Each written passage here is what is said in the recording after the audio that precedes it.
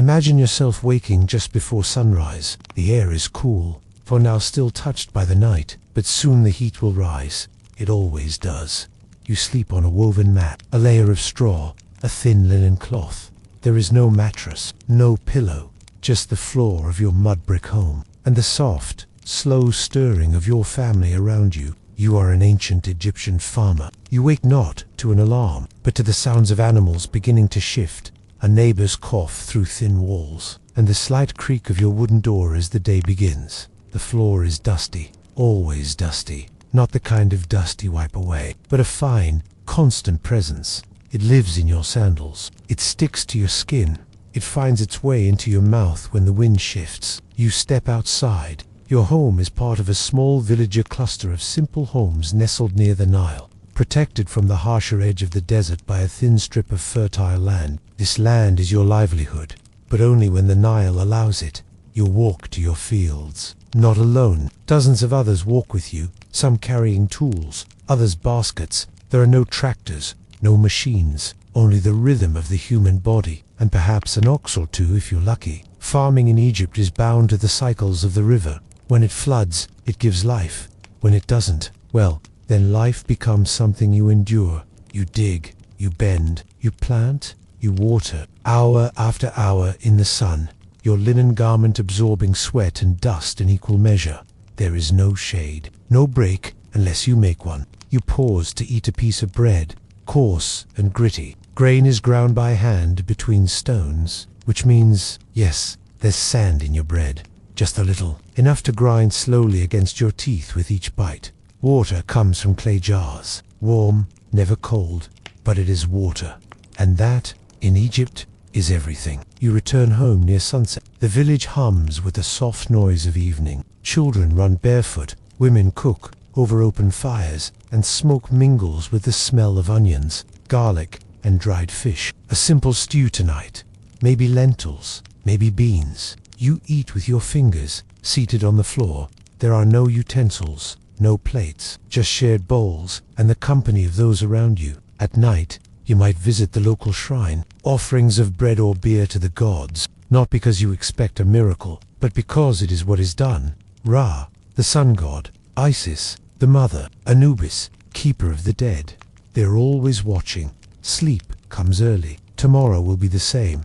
And the day after. The rhythm of your life is not one of adventure, but of quiet repetition. Work, eat, pray, sleep. A constant struggle to stay just ahead of the dust, the drought, the disease. But there is beauty, too.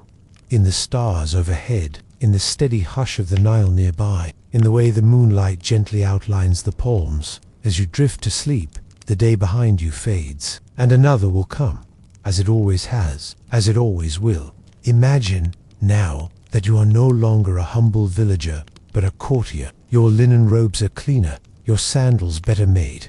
You walk the polished stone halls of a newly built city, a city that did not exist only a few years before. Its name is Akhenaten, and it is the vision of a man whose name once echoed through the Valley of Kings. His name was not always born as Amenhotep IV. He was meant to be a continuation of the old ways, son of a powerful pharaoh, raised in the shadow of towering temples, gods carved in stone, rituals layered in incense and tradition. But Amenhotep was different, quiet, thoughtful, distant, perhaps even eccentric. When he came to power, the world of Egypt was still full of gods, dozens, hundreds even. There was Ra, of course, and Osiris, and Hathor, and Thoth, each with their priests, their temples, their ceremonies. But Amenhotep, in his quiet rebellion, had other plans. He gazed up at the sun, not as a symbol of a god, but as a god itself. Not Ra, not Khepri, not Horus, just the sun disk, the eight.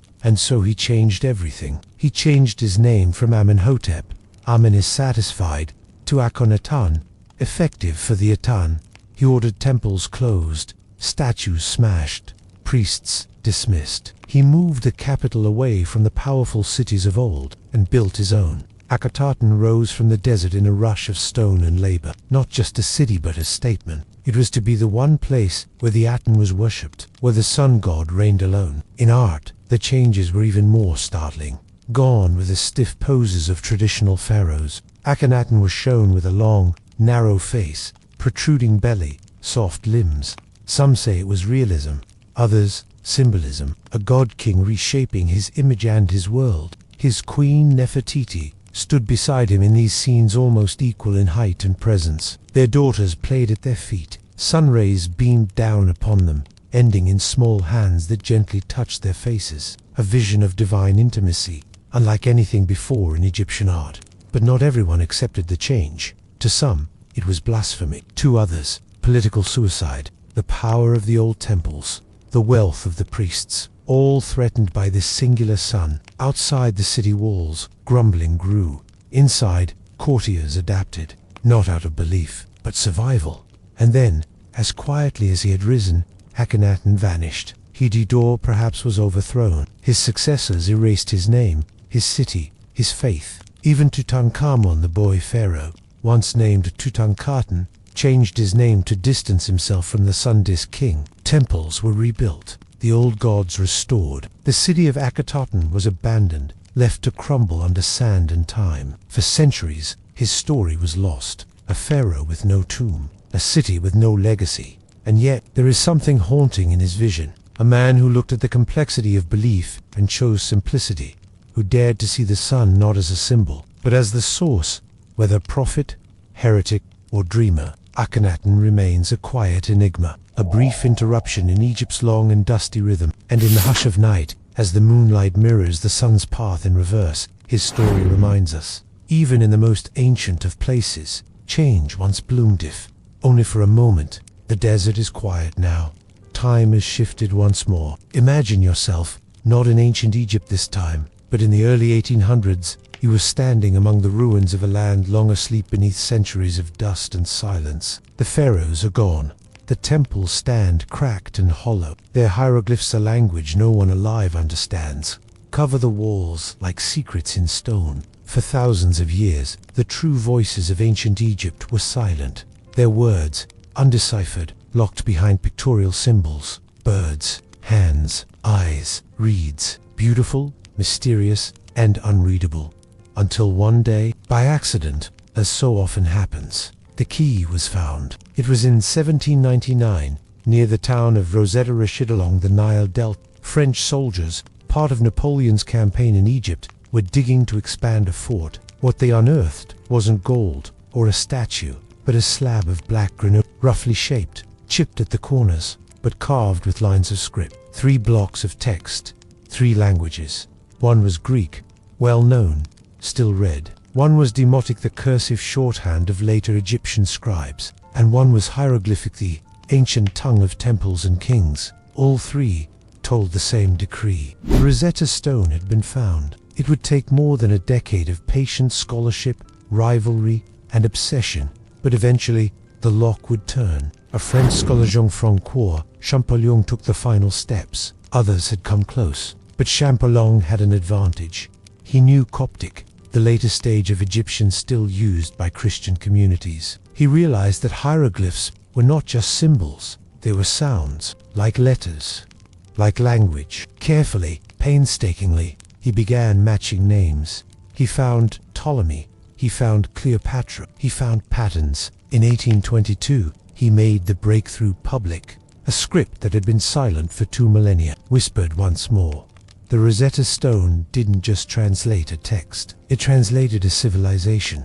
Suddenly, walls came alive. Tomb inscriptions could be read. Priests, prayers, traders, tallies, even jokes were deciphered. It was as if the ancient Egyptians, long entombed in silence, were finally allowed to speak again, softly and with astonishing clarity. Today, the Rosetta Stone sits in a museum, still cracked, still incomplete, but immensely powerful.